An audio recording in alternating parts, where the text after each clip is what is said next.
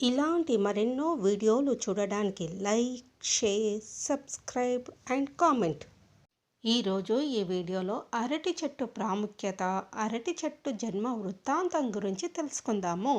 మన భారతీయ సంస్కృతిలో ఏ శుభకార్యం నిర్వహించబడినా అరటి చెట్టు, అరటి ఆకు, అరటి పండు అనేవి లేకుండా ఉండవు. అరటిని కదలి, రంభ అనే పేర్లతో కూడా పిలుస్తారు. రామాయణంలో అరటి ప్రాముఖ్యత వివరించబడితే భాగవతంలో అరటి ఆవిర్భావం గురించి వివరించబడింది. అరటి జన్మ వృత్తాంతం గురించి తెలుసుకుందాము. సృష్టి ఆదిలో విరాట్ స్వరూపునితో పాటు లక్ష్మి, రాధ, దుర్గా, వాణి, సావిత్రి అనే పంచ శక్తులు ఆవిర్భవించాయి.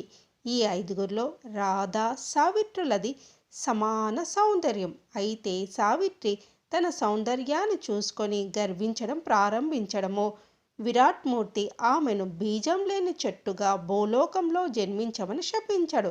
తన తప్పును తెలుసుకున్న సావిత్రి విధిలేక భూలోకంలో కదలి రంభా పేరుతో అరటి చెట్టుగా జన్మించింది. తన శాప విముక్తి కోసం 5000 సంవత్సరాలు విరాట్మూర్తికి ఘోర తపస్సు చేసింది. కదలి తపస్సును మెచ్చిన విరాట్మూర్తి ప్రత్యక్షమై ఆమెకు పుణ్యలోక ప్రాప్తిని అనుగ్రహిస్తాడు. అంతేకాకుండా అంశరూపమైన కదలిని మాధవ సేవ నిమిత్తం భూలోకంలోనే ఉండమని ఆదేశించాడు. విరాట్మూర్తి ఆదేశం పొందిన ఆ పర్వదినమే మాఘ కృష్ణ చతుర్దశి. దీన్ని అరటి చతుర్దశి అని కూడా అంటారు. రామాయణంలో అరటి ప్రాముఖ్యతను, పూజా విధానాన్ని గురించి భరద్వాజ మహర్షి సీతారాములకు చెప్పినట్లు ఉంది. మాఘ చతుర్దశి ఉదయాన్నే లేచి అభ్యంగన స్నానం చేసి పెరటిలోనున్న అరటి చెట్టును కానీ లేదా అరటి పిలకను కానీ పూజ చెయ్యవచ్చు.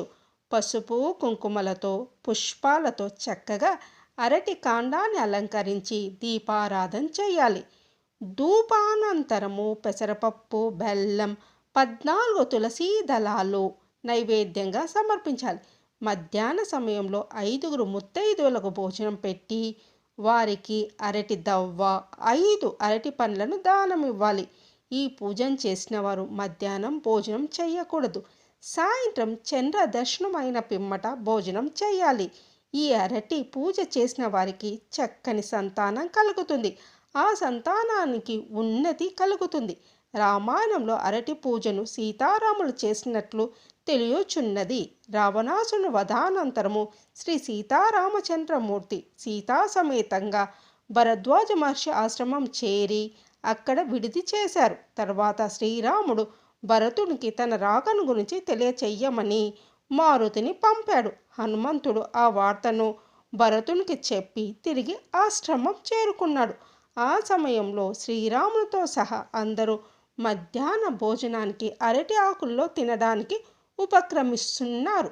మారుతికి అరటి ఆకు కరువైంది. అప్పుడు శ్రీరాముడు హనుమంతుని గొప్పదనాన్ని అక్కడి వారికి తెలియచేయడానికి తన కుడివైపున మారుతిని కూర్చోమని ఒక సైగ చేశాడు.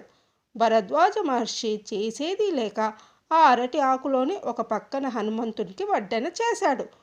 భోజన కార్యక్రమం ముగిసిన తర్వాత అందరి సందేహాలను పటాపంచలు చేస్తూ శ్రీరాముడు ఇలా వివరించి చెప్పారు. శ్రీరాముని పూజలో కానీ మారుతి పూజలో కానీ ఎవరైతే మాకు అరటి ఆకులలో అరటి పండ్లను సమర్పిస్తారో వారికి మా ఇద్దరి ఆశీస్సులు లభిస్తాయి. అంతేకాకుండా జ్యేష్ఠమాసము శుక్ల తదియనాడు ఎవరైతే ఈ విధంగా మా ఇద్దరికి సేవ చేస్తారో వారి తరతరాలకు సంతానలేమి ఉండదు. గృహస్థులు అతిథి సేవల్లో అరటి ఆకును వినియోగిస్తే వారికి అష్టైశ్వర్యాలు లభిస్తాయి. పూజార్హమైన ఫలాలు ఎన్ని ఉన్నా అరటి పండును పూర్ణ ఫలం అంటారు. ఎందుకో తెలుసుకుందాము. భగవంతునికి సమర్పించడానికి ఈ ప్రకృతిలో ఎన్ని ఫలాలు ఉన్నప్పటికీ కేవలం అరటిపండు, కొబ్బరికాయకు మాత్రమే అగ్రతాంబూలం లభిస్తుంది. కాబట్టి భగవంతునితో శాశ్వత బంధాన్ని ఏర్పరిచే సంపూర్ణ ఫలాలు అరటిపండు, కొబ్బరికాయ మాత్రమే. దీనికి కారణం సృష్టిలోని అన్ని ఫలాలను ఆరగించి వాటిలోని విత్తనాలను ఎంగిలి చేసి పారవేస్తాం. అలా ఆరగించడంతో ఆ విత్తనాలు ఎంగిలి పడతాయి. ఆ విత్తనాలు మొలకెత్తి మొక్కగా ఏర్పడి ఫలాలను ఇస్తాయి. అలా లభించిన ఫలాలు మరలా ఎంగిలిపడిపోతుంటాయి. అటువంటి ఎంగిలిపడ్డ ఫలాలను భగవంతునికి నివేదించడం అంత శ్రేష్టం కాదు. కానీ అరటి పండులో సావిత్రి విరాట్మూర్తి శాపం వల్ల బీజం లేని చెట్టుగా భూలోకంలో అరటి చెట్టుగా జన్మించింది. కాబట్టి అరటి చెట్టు విత్తనం ద్వారా కాక పిలకల ద్వారా మొలచి అన్ని కాలాలలోనూ అరటి పండ్లను ఇస్తాయి. అలా అరటి పండు పూర్ణ ఫలంగా విఖ్యాతి పొందింది. అరటి చెట్టును గురువు ప్రతీకగా భావిస్తారు. దేవగురువు అయిన బృహస్పతికి అరటి చెట్టు సమానం అంటారు. అలాగే విష్ణువు కూడా అరటి చెట్టు ప్రీతికరం అని గురువారం పూట అరటి చెట్టును పూజించే వారికి విష్ణుదేవుని అనుగ్రహం లభిస్తుందని విశ్వాసము.